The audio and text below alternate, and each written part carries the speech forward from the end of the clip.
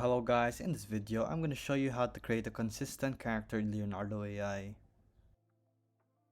Basically to do this is pretty simple. So here we have a heartwarming scene of a boy and his capybara friend sitting on a hilltop and watching the sunset over a sprawling cityscape.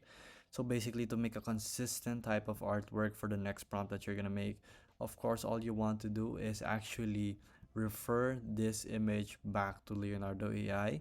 Second, what we want to do is add a negative prompt.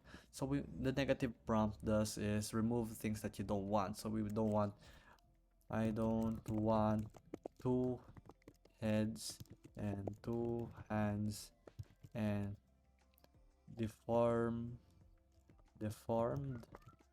body parts. So add things that you don't want so it keeps a consistent type of Leonardo AI type of image generation. It's just that simple. So from here all you can do is remove your transparency, prompt magic, and you can also screw around if you're really that good. So you can reuse your prompts, of course, as you can see right here, so make it more consistent. There's also image guidance. So here, like I said, just drag the image that you want. So I downloaded mine. So here we can re-upload the image that we just generated from a while ago so that it will refer to that image as usual again.